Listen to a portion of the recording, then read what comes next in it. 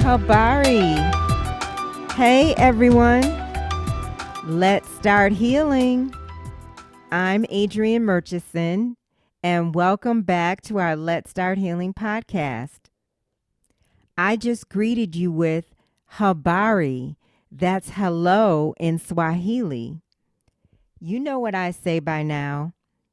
What we have in common can change the world. Before I introduce you to our guest today, I want to invite you to like us on Facebook and visit our YouTube channel. That's Let's Start Healing Podcast on Facebook and Let's Start Healing Podcast on our YouTube channel. Also email me at Let's Start Healing Podcast at gmail.com. Get in touch. Let me know what you think about the podcast.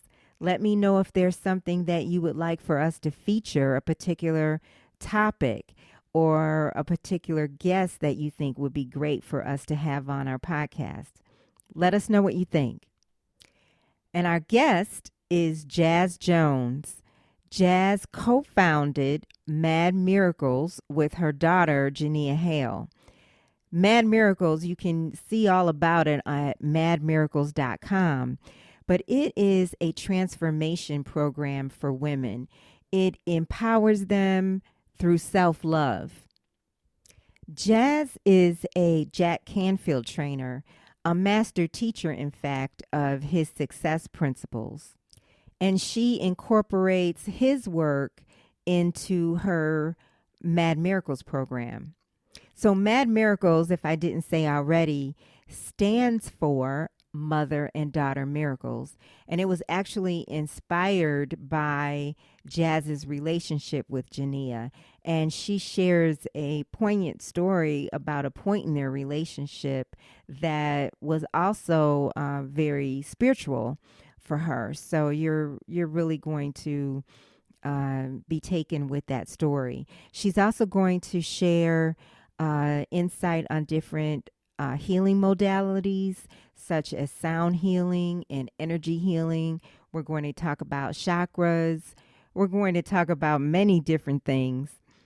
Jaaz is a longtime friend, and we enjoy running together and biking together sometimes.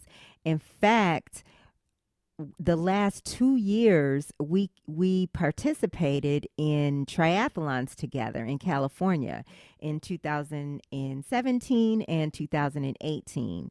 We swam half a mile, we biked 17 and a half miles, and then we ran 4 miles. And it was a spiritual experience on a certain level. And so we're going to talk about that a little bit too. So let's meet her. Let's get started and let's start healing.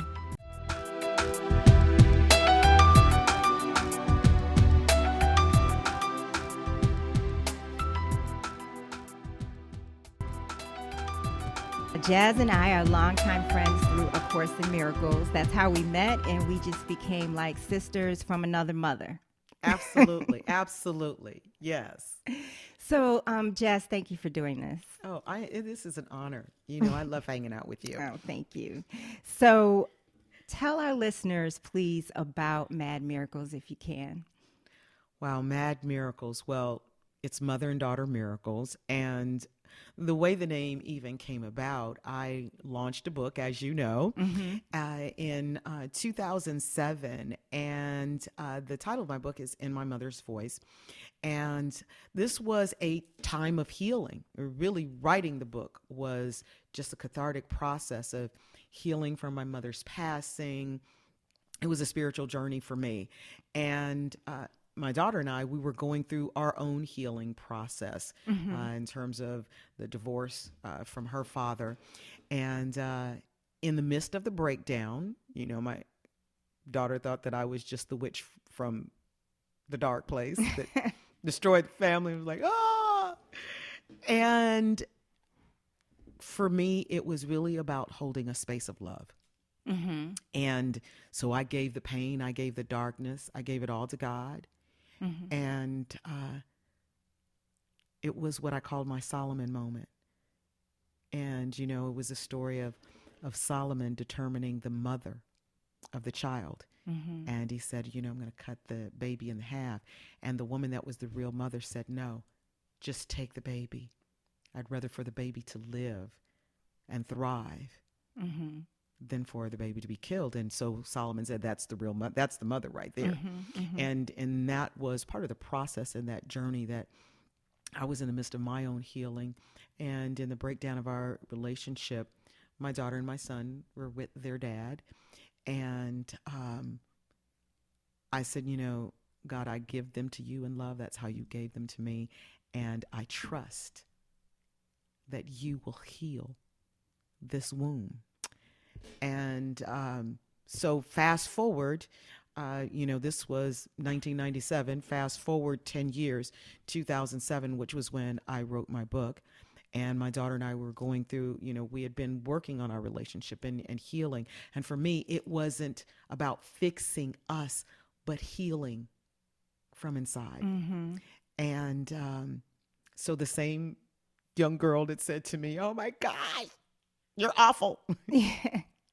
Fast forward 10 years later, we are riding on Silver Comet Trail. This was actually 2008. Here in Atlanta. Yes. Well, so you two, you went about trying to heal the relationship. Yeah, we had our it was broken. It was broken because, divorce is a pain, it's a death. It's a death of the way things are. Right. And in the midst of that, my daughter came to live with me in Houston because I moved to Houston. My daughter came and lived with me in Houston for a while. And that was that tumultuous breakdown time. She just graduated high school, which was the basis of the reason for me making sure that she stayed in her school. She had 1 year of school left. So I didn't want to take her through all of that process and uproot her.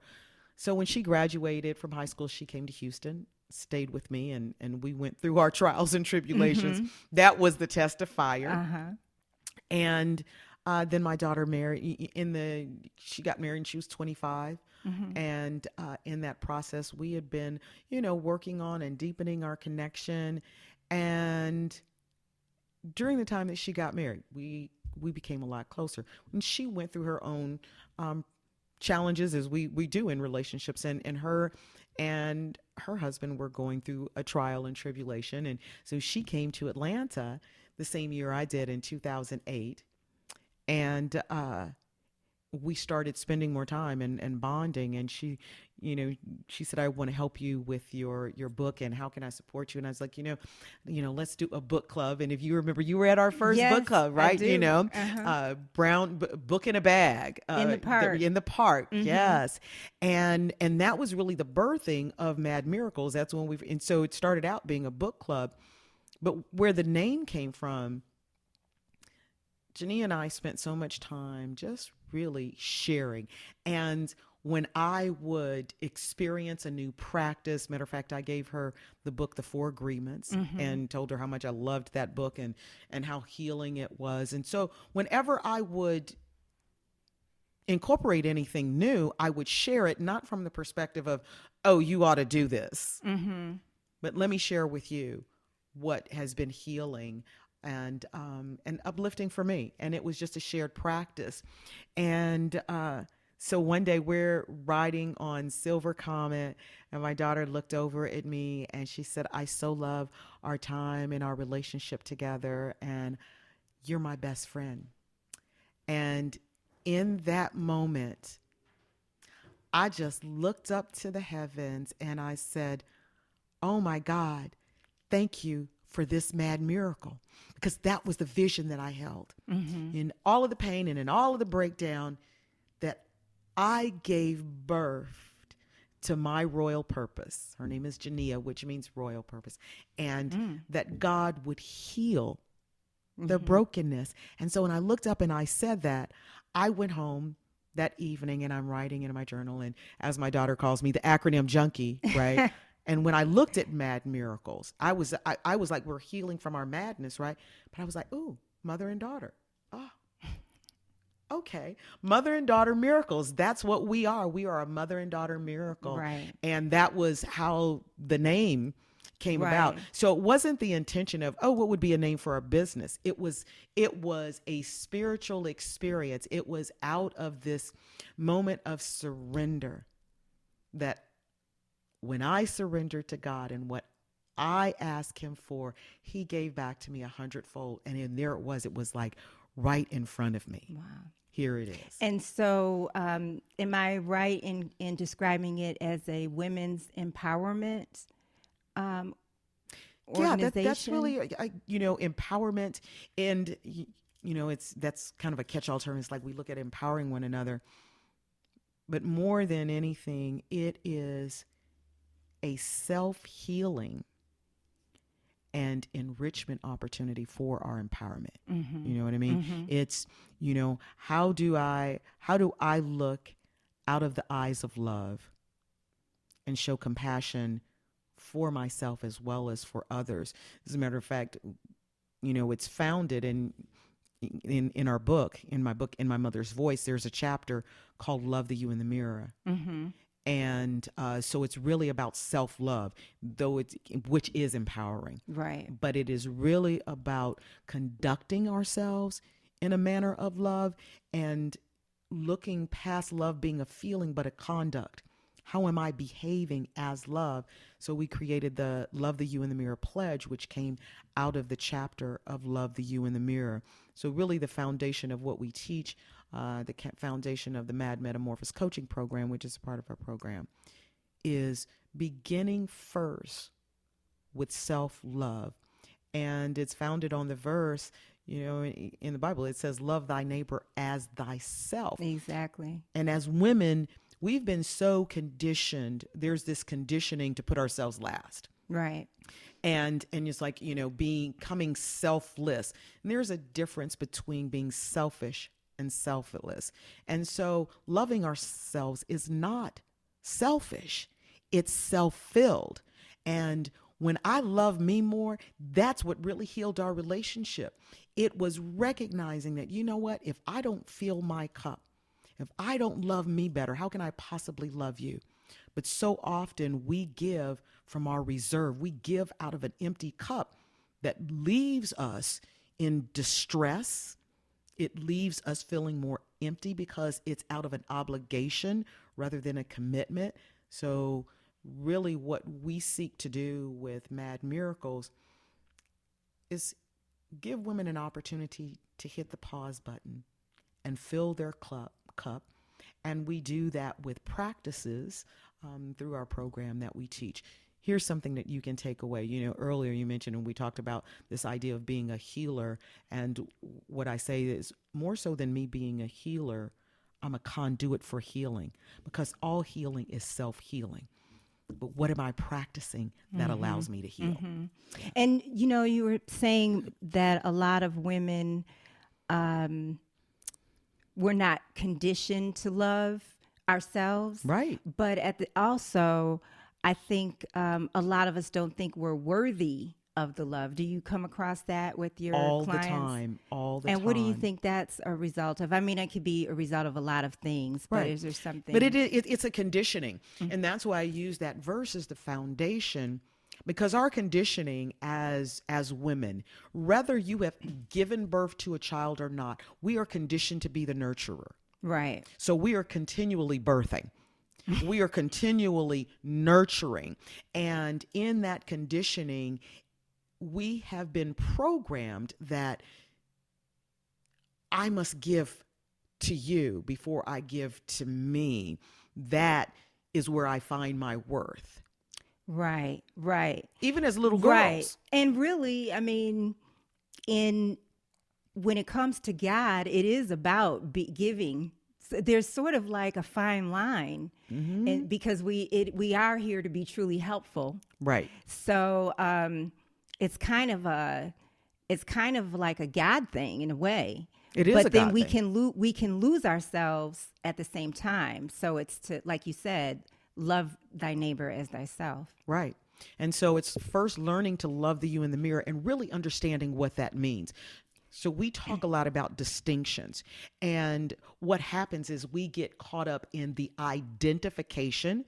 And when I first launched my book, this reading that I would always do would be from the Love the You in the Mirror. So when you ask me about that question, I don't care how big or small the group was, what the demographic was, that from the 8-year-old to the 80-year-old woman that came up to me, from the poorest to the richest, no matter where a woman comes from, it became a sense of empowerment. I use 80 as an example. I had an 80-year-old woman walk up to me at the end of one of my book signings after reading Love the You in the Mirror with tears in her eyes. She said, "Baby, can I just hug you?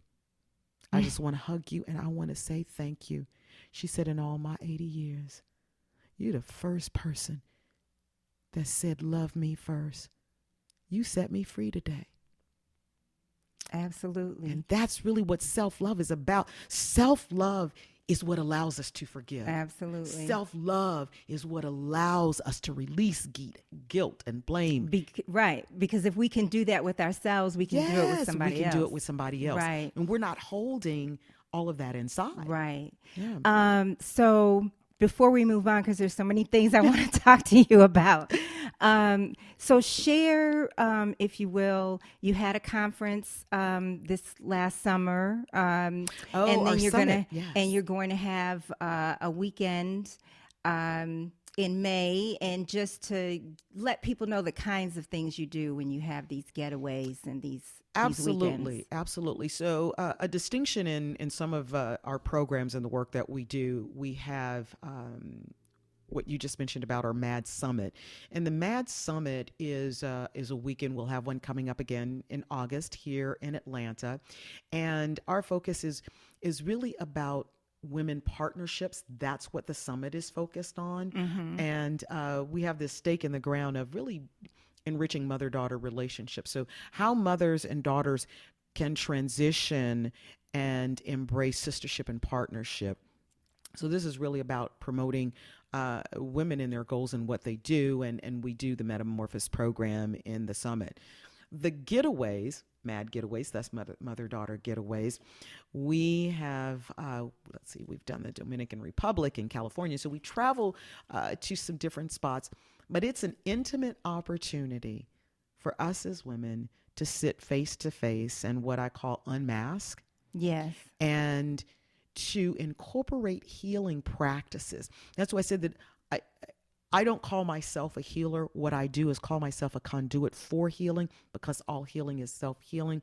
So in our getaways, it's an opportunity to be introduced and to implement some practices so that when you leave these getaways, you've got some practical tools that you can apply every single day of your life, and you can pick and choose which practices work for you. Mm-hmm. So we do these, they're weekend getaways, just a Friday through Sunday where we get away, and I do a lot of breath work, and that's a big piece of what I teach people is how to not breathe, but to focus on breath.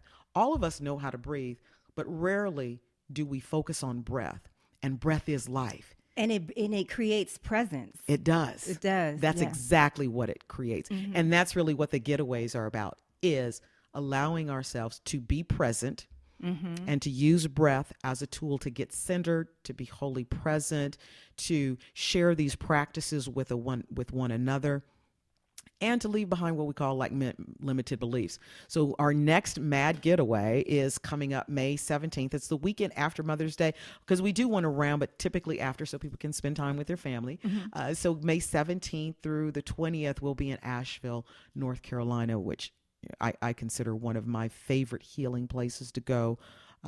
We start off with a Sacred Sister Circle, and it's really about setting an intention for the weekend. I'm going to be introducing our participants to a process called REM, which allows us to integrate our left-right brain and really using our imaginations to clear limited beliefs. So we'll be setting the stage with that on Friday. And I'm inviting people to look at, what do you want to leave behind? What is it that you want to bring to the weekend and leave? And then what do you want to take away? Mm-hmm. And as a part of that takeaway, we wrap up with a cord cutting ceremony that Jania facilitates. If you haven't participated in a cord cutting ceremony, it's one of the most powerful modalities that you can use to go through this process of what I call detaching. To detaching from beliefs and cords of even in our relationships. We can have great relationships, but we have attachments with these cords of beliefs around those relationships. Right. So we take people through that process, and then it's a bonding opportunity for an opportunity to bond in sistership. Yes. Sounds like a great deal of releasing and letting go. Absolutely. So speaking of healing, you're a Reiki healer. And there are other modalities I wanted to talk to you about that you're an expert in. Yes, and also my list of practices and certifications and all of that. Yes. And really where that came about and doing the energy work, and that's what we talk about, is like really how do we most efficiently raise our vibration, our frequency, if you will. And there a variety of practices, modalities. As we say, it's all about a practice. Right. What are you practicing in your life? Prayer is a practice. Meditation is a practice. Exercise, all of that's a practice. Right. So what are the practices? Because we practice being the humans that we are, right? And so in our doing this, I always say, rather than creating a to-do list and start shitting on yourself for what you didn't do, right, create a practice that allows you to be who you choose to be. And I got involved with energy healing as incorporating it in our coaching practice and training practice, actually 2011. And it was from my own breakdown.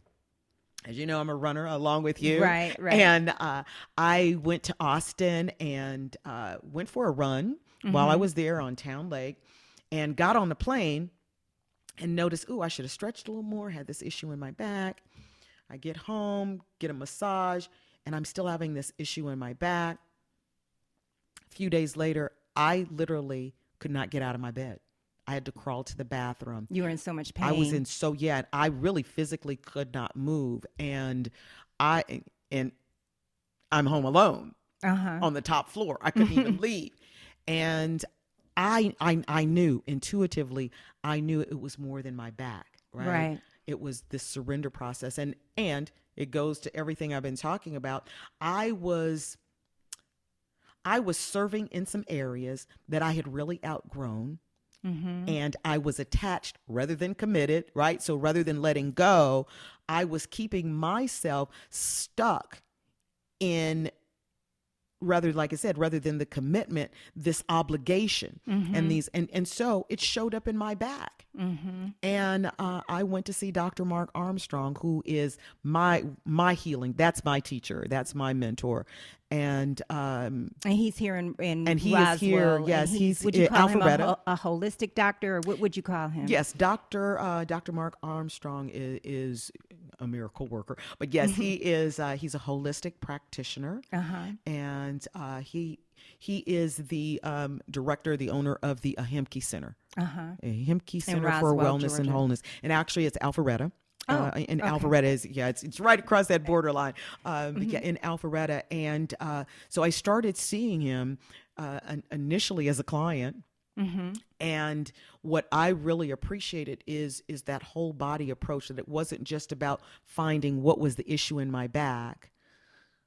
When we're looking at healing, and this to me is the most important thing as we talk about practices and healing, is that our body is a communication device. Absolutely. We learn that and talk about that in A Course in Miracles, right? And so our body will talk to us.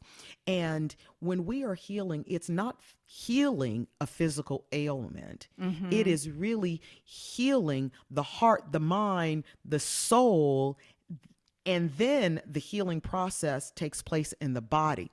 We've got to go inside, and that's what I was doing with Dr. Mark. And I was so entrenched and so engaged that I went from a client to a student, and that's where I did my practicing, and my internship was through the Ahimke Center, and I became a Reiki master and studied energy medicine and healing, and he also is an acupuncturist. I didn't go that far, but my focus was really on energy healing, mindfulness, and Reiki that I studied And tell through people Dr. what Mark. Reiki is. I think most people know more and more these days, but some people might not. Yes, Reiki is really about moving energy in the body. That's exactly what Reiki means. As a matter of fact, you've heard of the expression laying on of hands? Yes. Mm-hmm. That's really what Reiki is.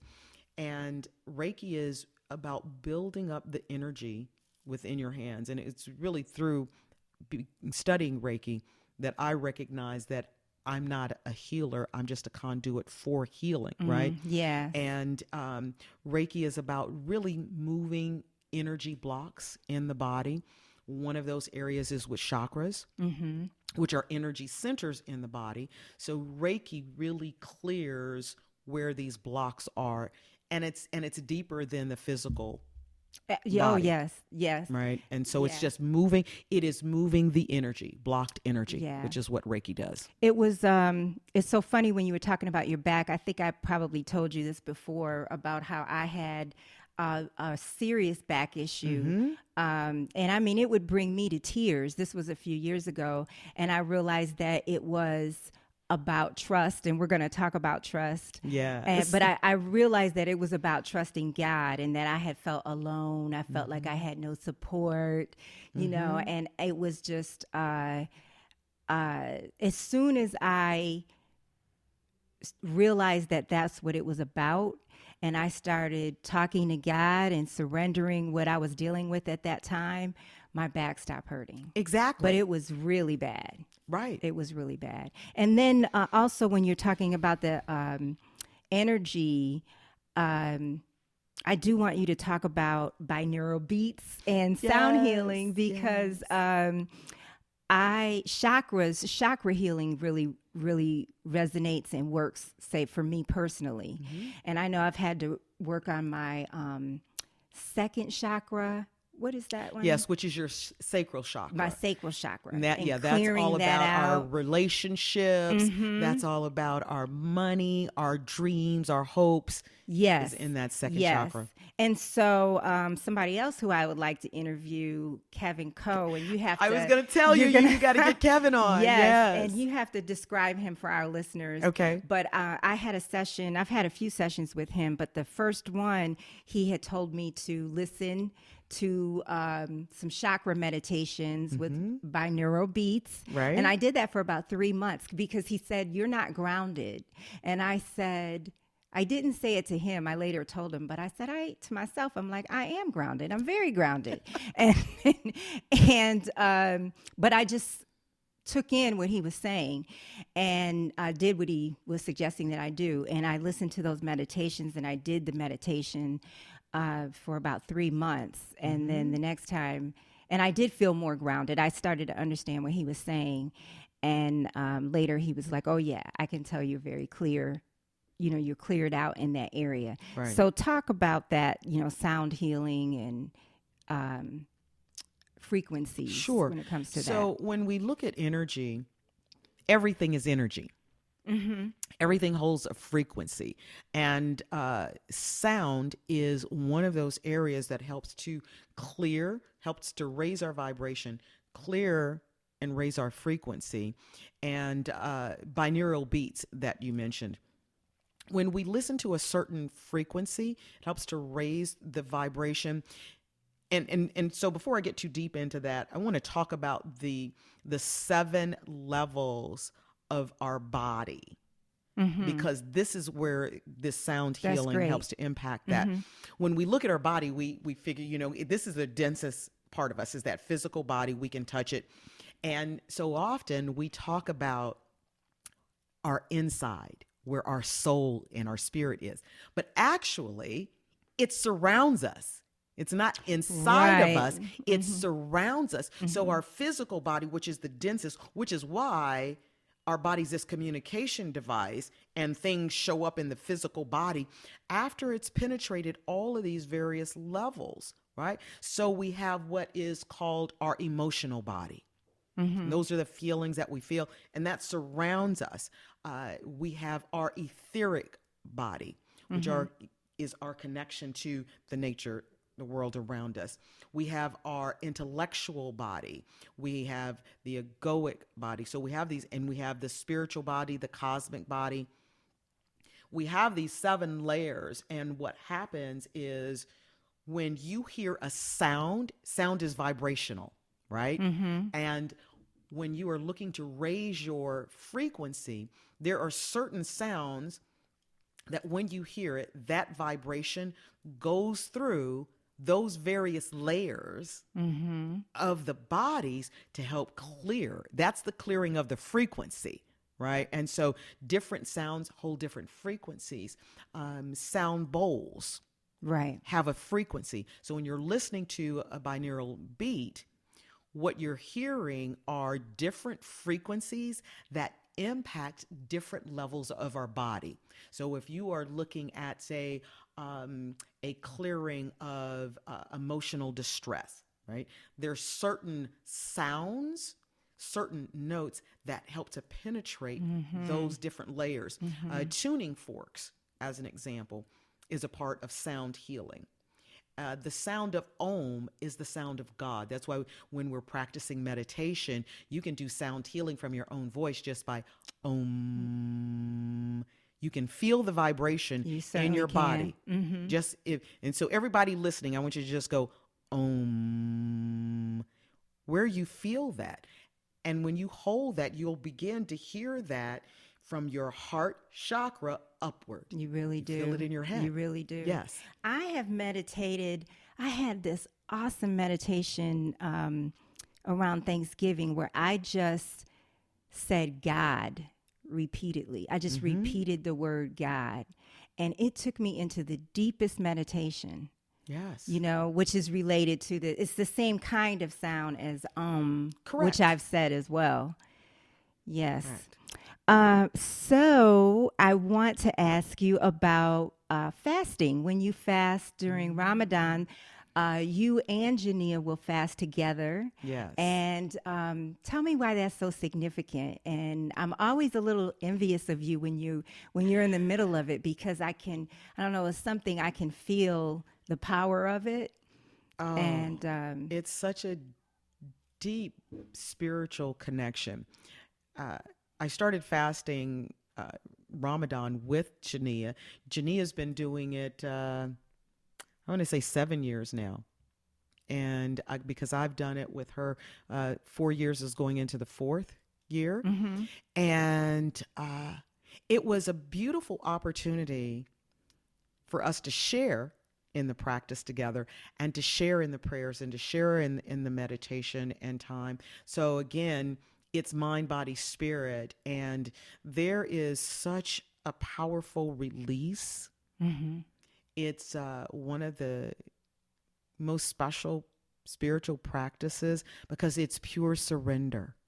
And to me, the greatest practice is a practice of surrender, of just letting go. Yes. And I'm glad that you brought that up, because I really look at experiencing practices from various religions, various modalities, because that's a part of our unity and our oneness. Exactly. People will say, "Oh, you Ramadan? Are you Muslim?" No, but it's an opportunity for me to embrace that practice and to connect with everyone, including my Muslim brothers and sisters, in having a part of that as an experience and a practice. And just the deep meditation, and I know you're going to get to this, but every year with Ramadan, I include what I begin with at the beginning of the year, which is my I am statement for the year, right? And I practice and focus on that during Ramadan of what my your statement I am. is. Yes. And it just takes me into this really deep clearing of what Ramadan does for me is deepens my embodiment, my beingness of the spirit, not doing the spirit, but the beingness of the spirit in a practice of surrender. Yeah. And so, well, let's get to the I am Yes. now. So You have a year, every year in the beginning of the year, you'll have an I am statement. And I think I brought up to you earlier, well, you told me that you had a year of trust in the past. And I remember when you had a year of being available.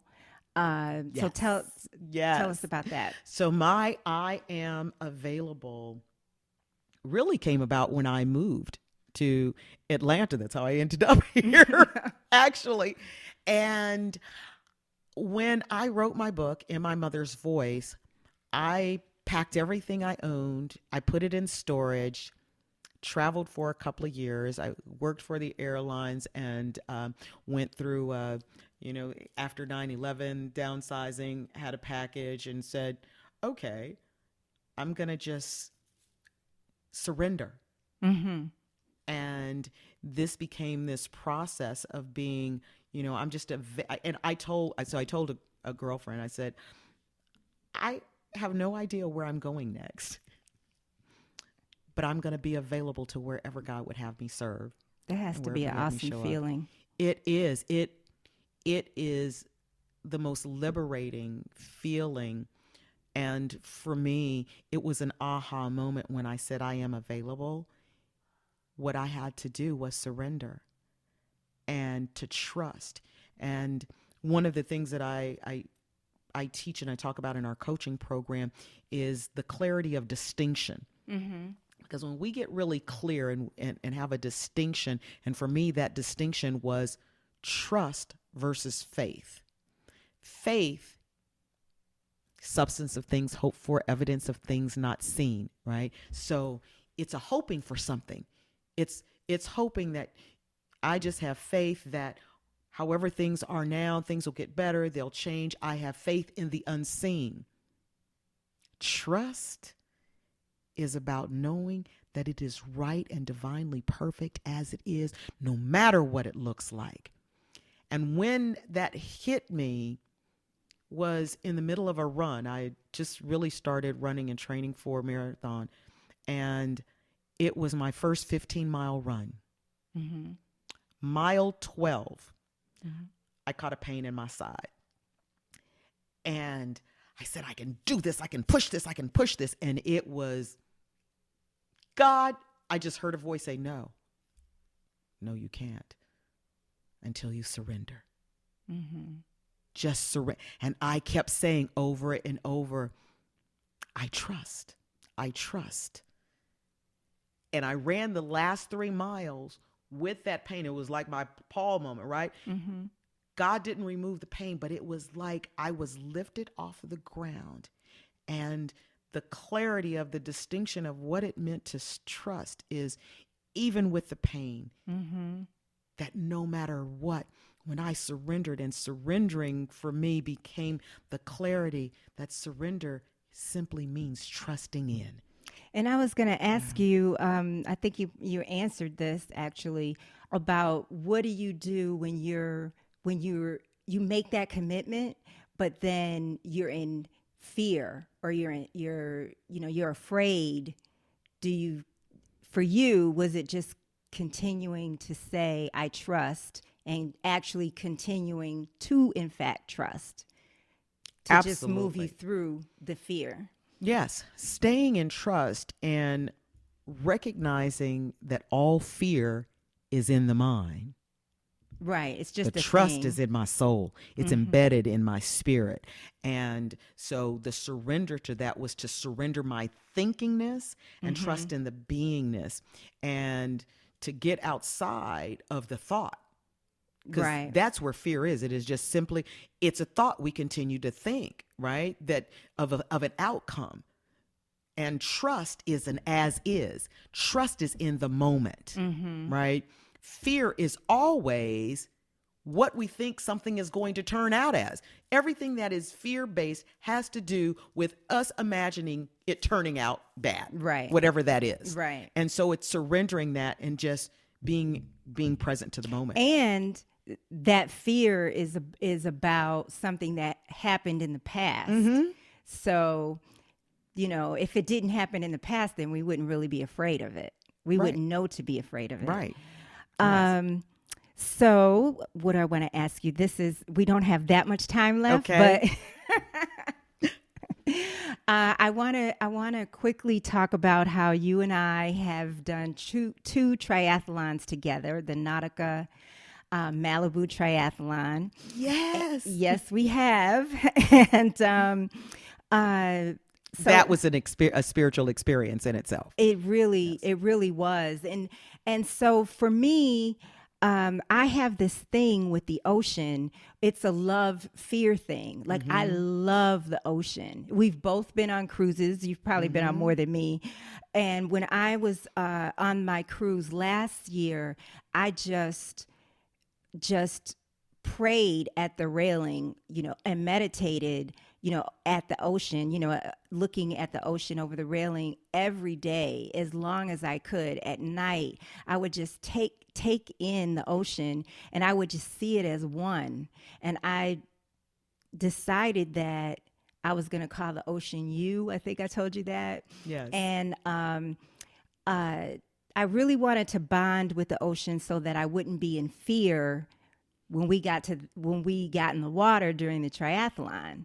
And I could tell when I got back home from the cruise and I started practicing in the pool, sometimes I would get in fear when I was swimming. I start thinking about the triathlon and my heart start racing and everything. And then I started thinking about the ocean and, the experience that I had on the cruise, and I could feel myself calm down.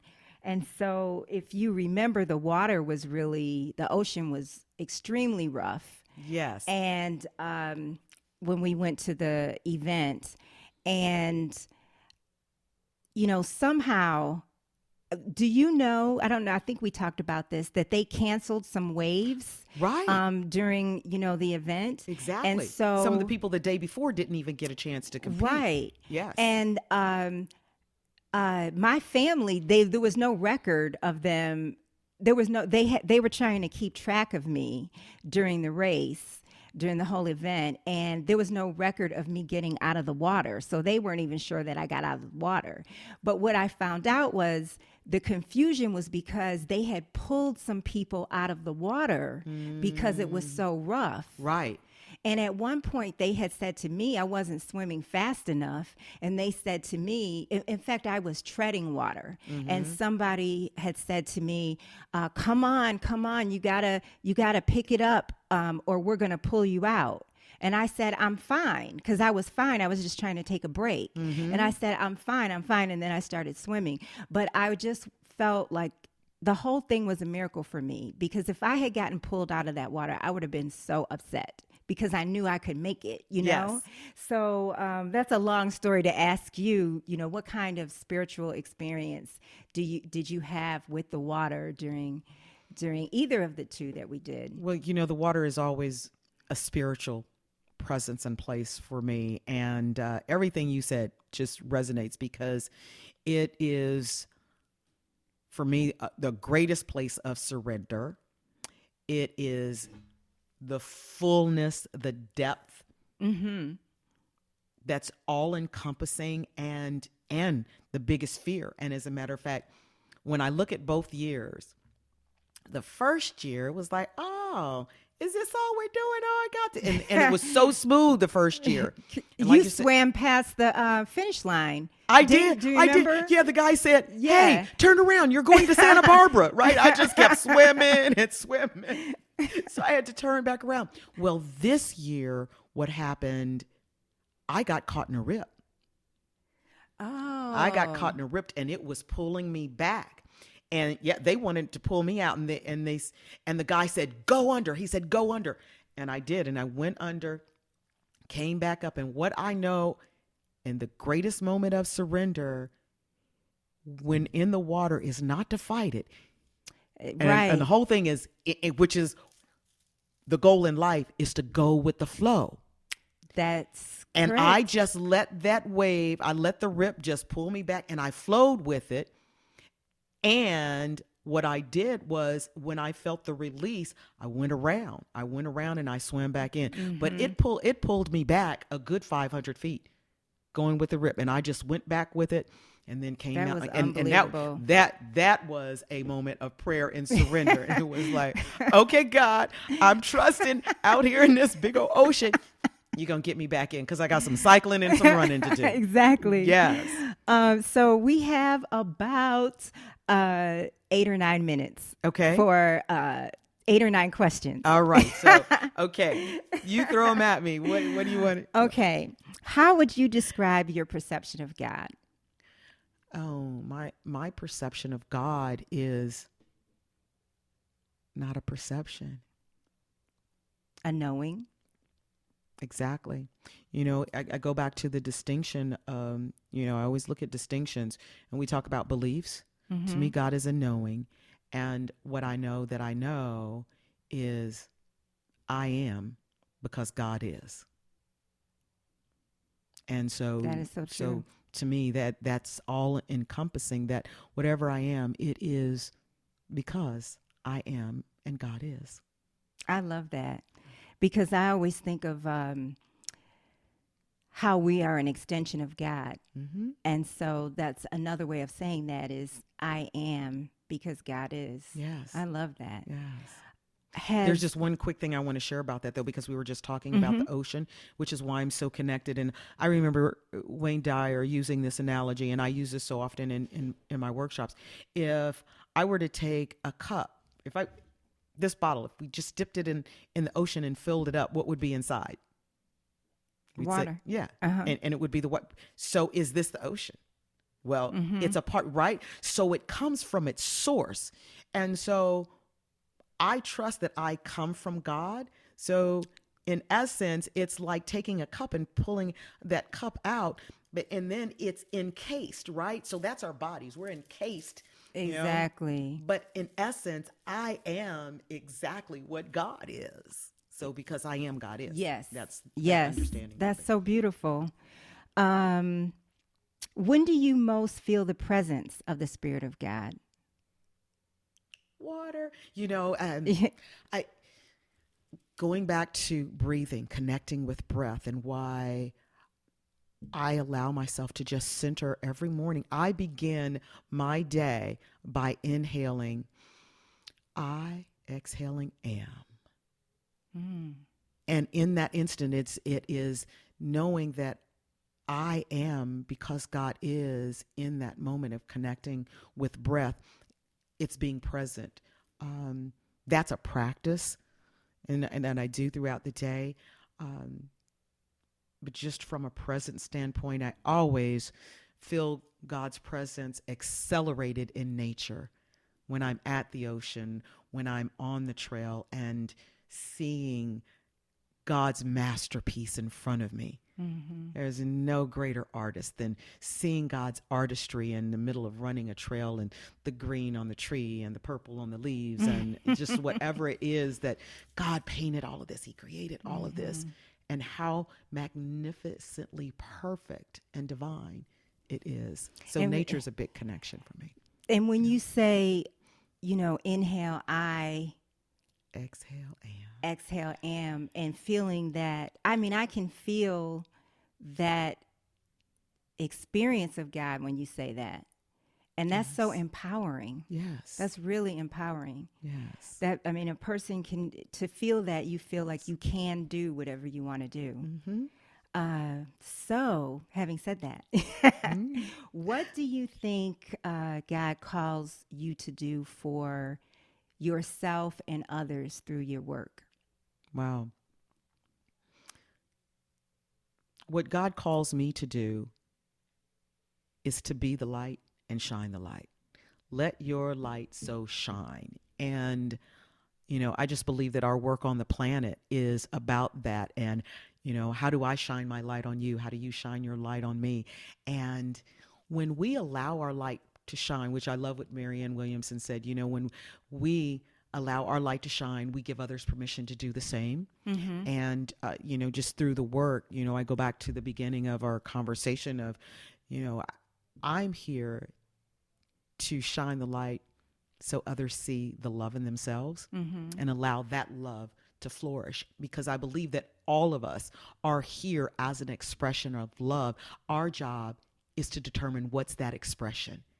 And I believe I'm here to be the conduit. Right. And especially with women and girls is, what's your love language? Right. What's your love? And how can I shine a light on that so that you can see the beauty of the love that you are and shine that on others? Mm-hmm. Mm-hmm. Yes. So tell me about a time when you had a miracle or a blessing, and it was an experience where you said, God totally did this. This is not something that I did. Every day. And I believe, again, from A Course in Miracles, there's no order of difficulty in miracles. Mm-hmm.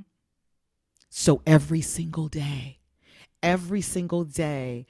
I allow myself to stay present. I give you, as talking about yesterday. So yesterday, we landed at a little bit after 10, and someone that I do some of the Canfield work with, he had been in my spirit. Hadn't seen him in a while, and I was like, I know I'm going back to the DC area, and he had a post on Facebook, and he was responding to some pictures that I posted, and I said, "Oh, so great to see you. I love you. I miss you. Want to see you when I come to DC." The next thing I know, I see a picture that he posted, and he says, "Atlanta, here I come." I'm like, "What do you mean, Atlanta, here I come? Where are you? Are you in Atlanta?" He said, "Yeah, I just landed." I was like, "We just landed." And we met for brunch yesterday, clearly out of the blue, but it was God. It was God, right. And for me, when that is so evident in my life, it's through relationship. Mm-hmm. I look at our relationship the same way. Is, I believe that we are all angels here, appointed to lift one another through relationship. And the people that show up is because of the willingness to surrender and be available. Right. And every day, I don't care if it's the encounter of the woman in the store that I just say, "Oh my gosh, you look so beautiful. I love that blouse on you." And she smiles and like, "Oh, you made me feel so good. Thank you for noticing." I mean, we never know how we affect someone else. Exactly. And to me, those are the little miracles that when we allow ourselves, to me, that happens every day. And God always confirms. There is always the confirmation of God saying, "Thank you for hearing me, my child, for being where I appointed you to be, for listening and then following through." Right. Yes. So Jaaz, tell people how to reach you very quickly for us. Absolutely. I invite everyone to go to our website at madmiracles.com, and there they can leave their email address and download a personal gift of our Mad Transformational Guidebook so we can capture their information. Our email is madinfo@madmiracles.com. Well, we are going to do this again. I'm excited. I look forward to it. This has been awesome. We'll talk about your work through Jack Canfield also. Great. But thank you so much for being on Let's Start Healing. Oh, thank you. And you know what? This is a healing experience. And so thank you for being a forerunner and just picking up your torch and providing this platform for healing. It's my pleasure. I love you too. All Thank you, right. Jaaz Jones. And thank you for joining us. Remember to like us on Facebook, visit us on YouTube, send me that email at letstarthealingpodcast@gmail.com. And let's start healing.